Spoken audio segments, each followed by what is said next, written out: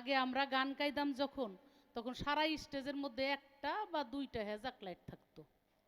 একটা হেজাক লাইট থাকলে কি মুশকিল চিন্তা করেন, বয়াতে একটা খারাইছে, ওই সময় মনে করেন হেজাক লাইটের যে ওটার নাম যিনি কি কয়, মেন্টল না কি কয়, ও যাইতো পইরা, নাইলে পাম নাই, ওই কতক্ষণ খাড়া করে আবার পাম দিয়ে তারপরে আবার ও টাঙ্গাইতো, তয় গান শুরু হইতো। হ্যাঁ, মানে কি একটা মাইক। আমরা যে সারা জীবন কত খালি গলায় গান গাওয়া লাগছে, আর মাইক যেটা ওটা ওর চাইতে ভালো মাইক দিয়ে মালাই বেছে মানুষে।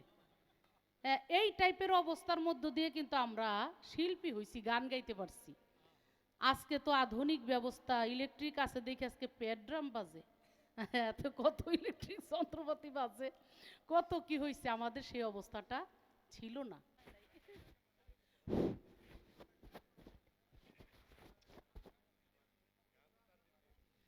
ভালো আছেন আপনারা?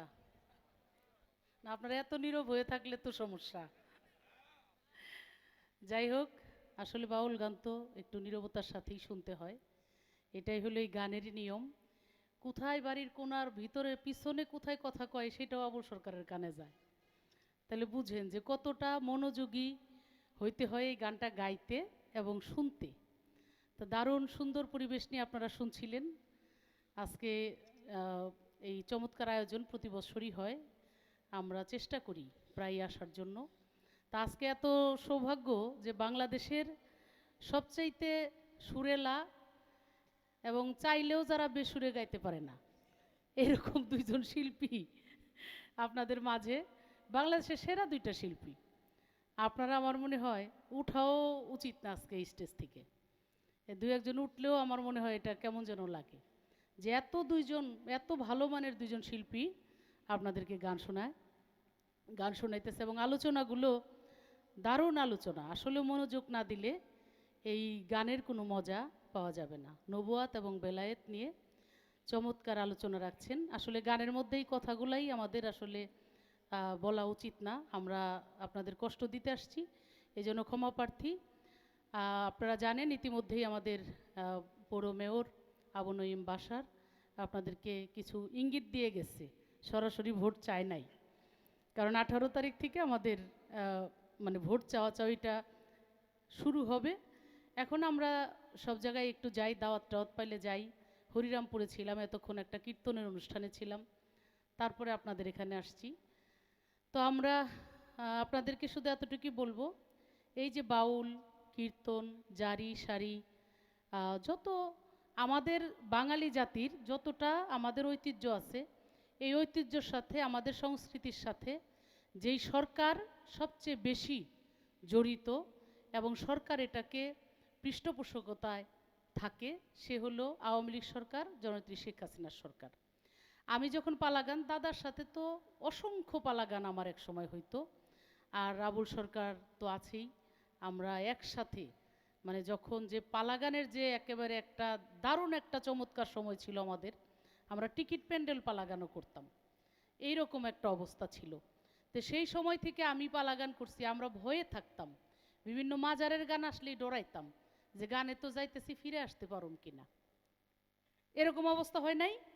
বোমা টোমা মাইরা গানের মানে 12টা বাজায়া মাজার উড়াইয়া দিব, এই করব সেই করব, নানান কাহিনীর মধ্যে আমাদের পড়তে হয়েছে।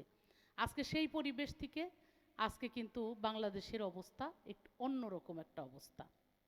আমাদের এই শিল্প, সাহিত্য, এই সংস্কৃতি, আমাদের সব কিছুকে ধারণ লালন করে বর্তমান সরকার। যাই হোক, এই কথা আপনারা সবাই জানেন, আর এই এলাকার উন্নয়নের কথাও তো আপনারা সব জানেন। আগে আমরা গান গাইতাম যখন, তখন সারা স্টেজের মধ্যে একটা বা দুইটা হেজাক লাইট থাকতো।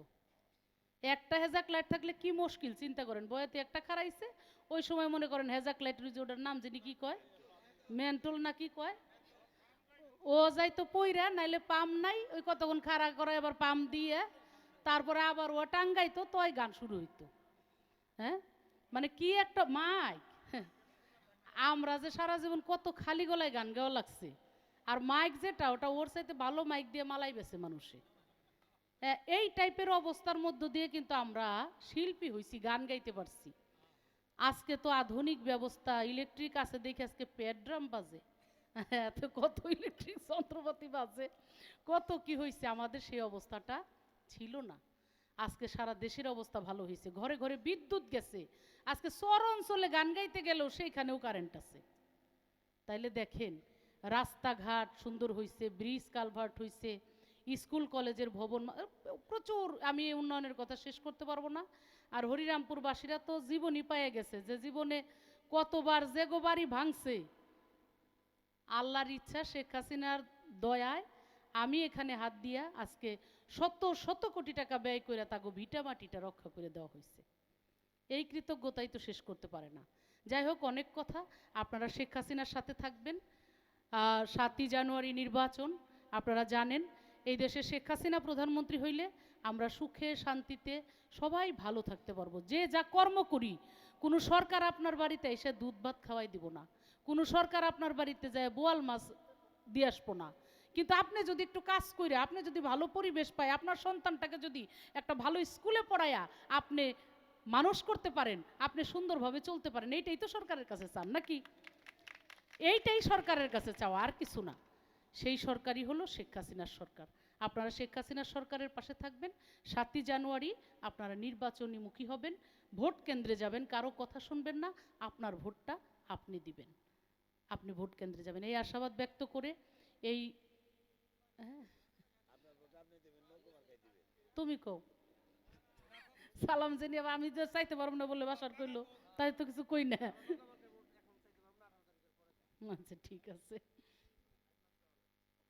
এই গান যে গান হইতেছে, এই দুজনের গানের মধ্যে আমার গান চলে না।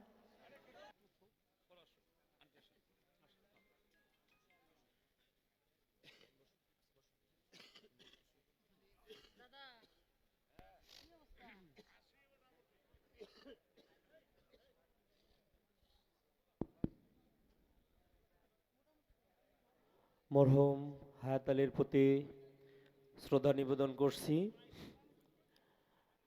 বর্তমান ইমতাজ আলী ইনজিল এবং তার ছোট সন্তান একাব্বর আলী, সেই সাথে ইমতাজ আলীর পরিবারবর্গ, এই পরিবারবর্গ সকলের প্রতি ভালোবাসা রইল।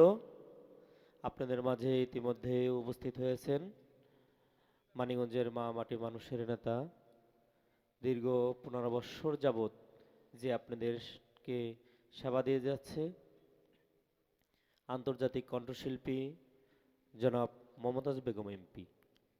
আজকে এই বাউল গান মা মাটি মানুষের কথা বলে। আসলে যারা শিল্পী তাদের মনটা অনেক নরম। শিল্পীরা কখনো কোনো অন্যায় কাজ করে না। আমরা ভাগ্যবান, আমরা একজন শিল্পীকেই, একজন কণ্ঠশিল্পীকেই আমরা এমপি হিসেবে পেয়েছি। এই 15 বছর আপনাদের এমপি হিসেবে আছে, কখনো এমপির দাপট দেখায় নাই, কখনো অন্যায় করে নাই, কারো উপরে জুলুম করে নাই, কোনো মানুষের কষ্ট দিয়ে কথা বলে নাই। সে শুধু এই অঞ্চলের মানুষের কথা ভেবে সে এই অঞ্চলের উন্নয়ন করে গিয়েছে। আপনারা সেই জনাব মমতাজ বেগম এমপির জন্য দোয়া করবেন। মমতাজ বেগম এমপি ব্যক্তিগত জীবনে অনেক মানুষের সুখে দুঃখে পাশে দাঁড়িয়েছে। ব্যক্তিগতভাবে একটি চক্ষু হসপিটাল করেছে, একটি কোল্ড স্টোর করেছে, আর মৃত্যুর কথা স্মরণ করে সে তার সমাধি নির্মাণ করে গিয়েছে। যে মানুষ মরণ কথা স্মরণ করে, বেঁচে থাকতেই সমাধি নির্মাণ করে, সেই মানুষের হৃদয়ে দাগ থাকতে পারে না। সেই হৃদয় অবশ্যই একটি খাঁটি হৃদয়। আমরা বারবার এরকম একজন এমপিকেই চাই। আপনারা জনাব মমতাজ বেগম এমপির জন্য দোয়া করবেন। আর আপনারা জানেন মাননীয় প্রধানমন্ত্রী ওনাকে মনোনয়ন দিয়েছে নৌকা মার্কা। আর নৌকা মার্কা তো এই আমাদের মার্কা। লালন ফকির বলেছে, রূপকাষ্ঠেরই নৌকা খানি, নাই ডুবার ভয়, পারে কে যাবি, নবীর নৌকাতে আয়। এখানেও নৌকা।